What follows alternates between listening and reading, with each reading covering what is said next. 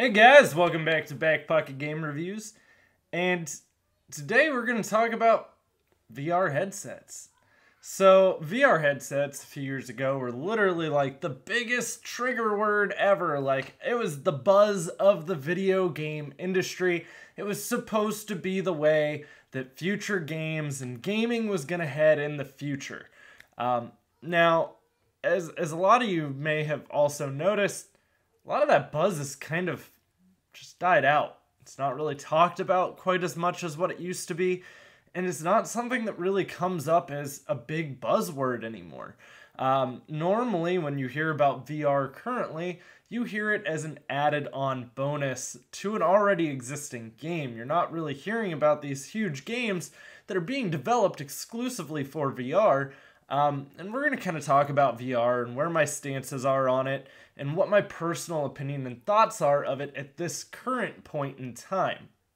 Now, I know that VR is still a very successful industry, so don't ever take this as me trying to say that it's just gone.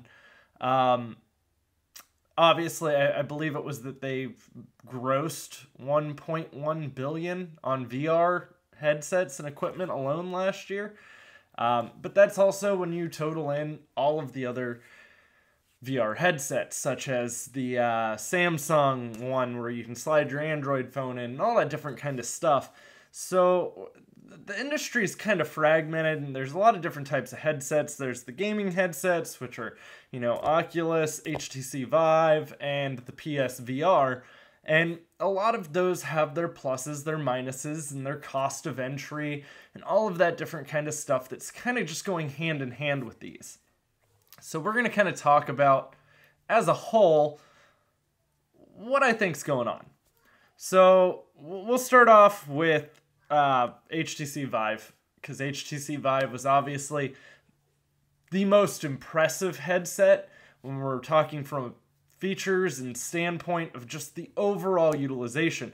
We're going to avoid talking about like the Samsung Galaxy Gears and the Google Daydream and all of that different stuff. We're going to mostly focus on the gaming headsets here.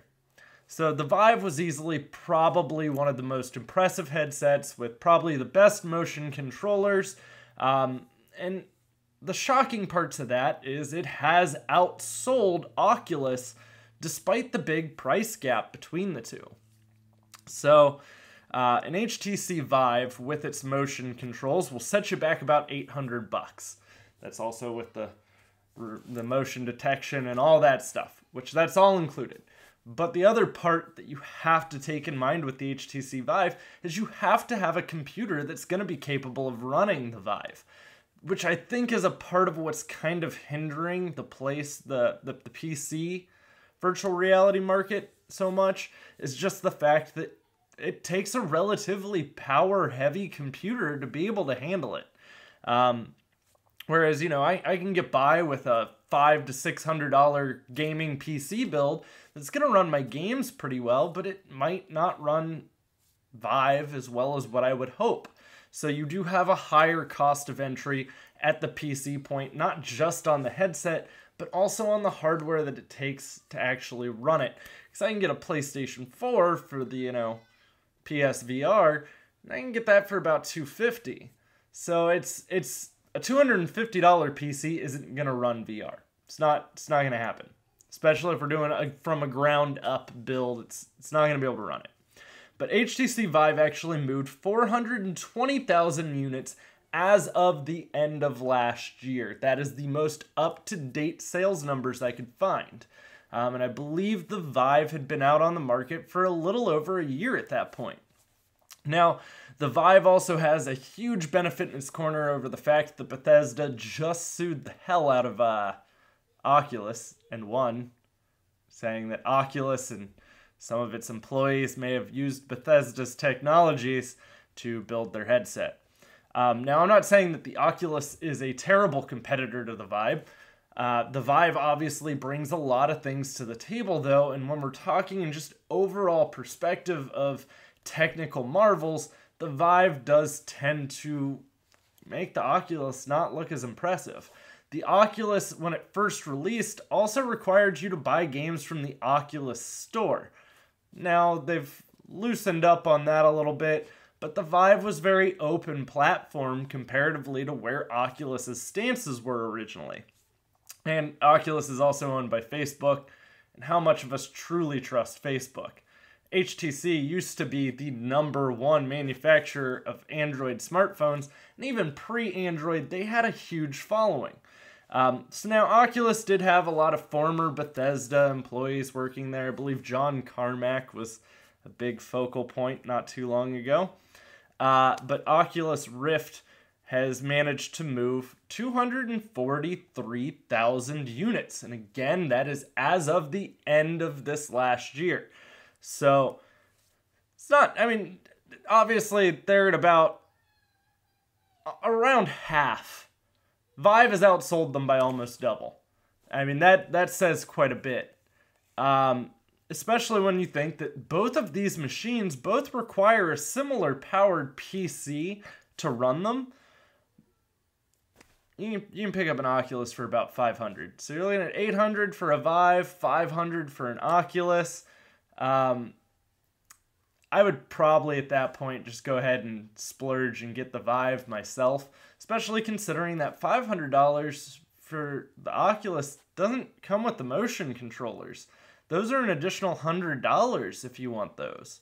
So at that point, then you're looking at $600. Now it's a $200 difference that's really separating you from the Oculus and the Vive, let alone the Oculus doesn't come with the room sensors, and there's a lot of other stuff that plays into that, and Oculus has been very piecemeal, and I feel they've done a lot of stuff to kind of fragment their market, such as you have to buy from our exclusive game store. Now, when we're talking about the Vive and Oculus, there have been a lot of games that have released that have added PC support to where you can now use your VR headset with these games that were already out, such as like Minecraft. So Minecraft is pretty cool in VR, but is that a killer app that's really going to make you run out and go buy yourself a VR headset? Probably not. Now let's go ahead and talk about PSVR, because I feel that this was the most plausible of the options. Now that might also be somewhat biased because I am a console gamer, but I also feel with them having the lowest price of entry, and that includes the console and the actual headset, it makes them the most viable option for mainstream VR. And I'm not saying that VR hasn't taken off, but the people who are buying it aren't necessarily the mainstream audience that the companies really want on board with the products. So PSVR has moved 915,000 units, and that was at the end of February of this year. That's a lot of units. That's almost 1 million. That's still not big and not enough to really have it be called successful though, but for a newer technology, that's still not bad. Now, in terms of if we were to say console sales were at 1 million, Sony would have probably called it quits at this point and restructured the whole company and possibly even spun off PlayStation. Obviously, Sony has sold around 50 million PlayStation units, so I don't think that they are necessarily upset. Now, a lot of you might go, oh, well, the PSVR has been very hard to find. It's actually not true. I stumble on them all the time. I literally mean all the time. The Best Buy near my work has had one sitting on its shelf for probably the better part of the last month. So, and don't get me wrong, I've thought about picking it up myself, but then I come to the same conundrum of, where's the killer app? Where is it that I'm getting something that just makes me want to run out and buy this virtual reality headset? It's not there, but also with the sales of the headsets, am I going to make a game and limit myself to 1 million sales of a game? Or am I just going to tack on the VR functionality of that game and hope that it sells more units? It's really hard to kind of say where VR is in its life, but with the minimal amount of headsets, I mean, between both of them, all three of the headsets, we haven't even crossed a 2 million sales boundary here. And I mean, the Switch did that in like 2 months. Not even. I think it was like a month. I think it was like a week after launch, the Switch had launched like 2 million units. So that's, from a perspective standpoint, not exactly great. Now, PSVR was lucky enough that Resident Evil gave them exclusive functionality with their VR functions. So if you wanted to play Resident Evil in VR, which is probably the closest thing to a killer app right now, but even still, that's just tacked on functionality to a game you can already play without having virtual reality. And a lot of the stuff that's already came out for PSVR just feels very experience-driven rather than game-driven, such as the Batman experience, where you could... That was pretty cool, though. Like, I love Batman, so it would have been cooler if it was a game. But it's weird to look at because, you know, I've seen a lot of technologies come and go, and a lot of things that were buzzwords, popular trends, and stuff that just died out despite the tech industry trying its hardest to not have it die out. 3D TVs would be another big example of that. So 3D technology was really big in movie theaters when I was a kid, but your biggest issue is like someone like me who is legally blind in one eye can't actually see 3D images. So it offsets an image to both eyes and then gives you a center image for a kind of balance point. It's playing a mind trick on you. So there's a huge chunk of the market that can't actually utilize the 3D functionality, and you don't really hear as much about 3D anymore. It's not really being as pushed as what it was. Now we're getting higher resolutions and 3D isn't talked about as much. It's just really interesting to see because everyone was telling me, oh no, 3D is here to stay this time. And obviously it wasn't. It didn't take off like what they had hoped it would. Now, from that same perspective, obviously virtual reality has attempted some stuff before, but when we're talking about virtual reality and what it has been in the past was stuff like the Virtual Boy, which had a tiny LED screen. I'll give virtual reality a pass on that, and we won't try to say that it really has tried to make its way in before. But you've also had augmented reality devices. Tiger made this crazy one-eye piece that looked like a Saiyan power level reader. It looked like a Saiyan scanner. That's what it looked like. And it was for gaming, but it wasn't very good. So augmented reality and virtual reality are also both very different. And obviously mixed reality is essentially augmented reality. It's really interesting to see where this is going, and I don't really feel comfortable buying a headset at this point. Personally, if it were me making the decision, which obviously, as you can see by me not buying the PlayStation VR that was sitting there at Best Buy a few days ago, now it's probably still there. I'll take a picture and post it on my Twitter for those of you who don't believe me on this, but I don't know. I just cannot bring myself to invest in VR with the lack of exclusive and integrated apps. Everything that's currently come out for it is just an add-on experience.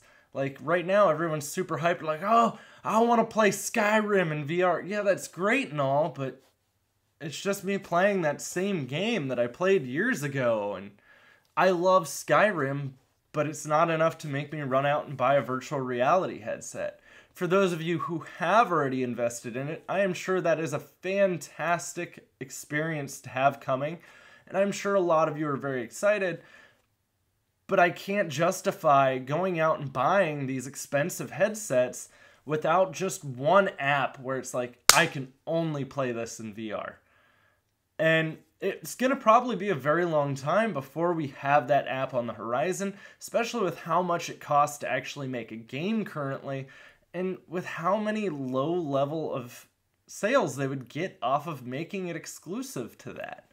So I think the only way we're going to see something around those lines is if Sony were to develop it themselves. Unfortunately, HTC and Oculus are a bit more of a loss because neither one of them make or publish games. But Sony could potentially make an exclusive experience which could really take PSVR and make it the best, well, I mean, it's already the best selling, but I'm saying it could make it a lot more mainstream and get those sales numbers up. But I think PlayStation VR also potentially has the lowest profit margin when it comes to sales. I'm pretty sure HTC and Oculus are making way more off the sale of their headset than what Sony is. So, and you know, Sony also chose to go with the Move, which I felt was terrible technology for them to integrate. It was a product that they didn't support well its first time around, and it didn't do exceedingly well. It was sometimes buggy. It had a lot of issues with getting synced up. So I was really shocked when they brought it around for the PlayStation VR, and I get it. They recycled their technology, but having something that you decided not to support and trying to get it in something that you're trying to tell people that you're going to support doesn't exactly instill a lot of consumer faith. It's sort of like the PlayStation Vita. It got kind of tossed to the side.